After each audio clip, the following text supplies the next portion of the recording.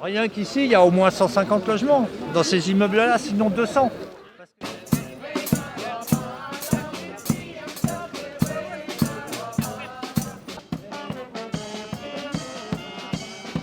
L'État doit réquisitionner ces immeubles vides.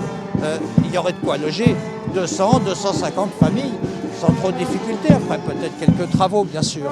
Mais pour nous, il faut impérativement appliquer la loi de réquisition en France, compte tenu de l'urgence de la situation. Toujours plus de sans-abri dans notre pays, toujours plus de demandeurs de logements sociaux. Tout de suite, on répond à l'urgence, les personnes sans-abri. On les loge. Mais les personnes très mal logées, aux mains des marchands de sommeil, etc., on les loge. Notre pays n'a jamais été aussi riche. Notre pays n'a jamais été aussi riche et est incapable de loger convenablement l'ensemble de la population. C'est paradoxal. C'est terrible parce qu'une personne sans abri, quand on la laisse dans la rue, c'est 15 ans d'espérance de vie. On meurt à l'âge moyen de 48 ans. On meurt au bout de 15 ans.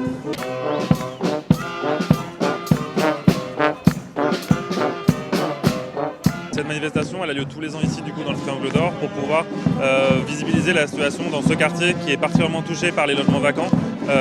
C'est un quartier qui soit a des loyers qui sont extrêmement chers et qui du coup sont inaccessibles pour des personnes qui sont en situation de précarité, soit du coup qui est utilisé pour faire des appartements secondaires, soit pour du coup faire du Airbnb ou de la location, ce genre de choses. On demande surtout un plan plus long terme et plus général. Les loyers ils ne font qu'augmenter à Paris, le 115 il est saturé, les personnes qui appellent elles ont soit aucune réponse, soit la réponse qu'ils ont c'est on n'a pas de place malheureusement. Hier soir sur notre permanence avec Utopia 56, on a croisé 119 personnes dont 39 enfants qui nous ont sollicité le soir de Noël et qui ont pu être hébergés dans notre réseau d'hébergement solidaire. Mais ça, c'est pas censé être le travail des associations, c'est censé être le travail de l'État de loger ces personnes et du coup de les mettre à l'abri, notamment dans des situations d'urgence quand il fait particulièrement froid.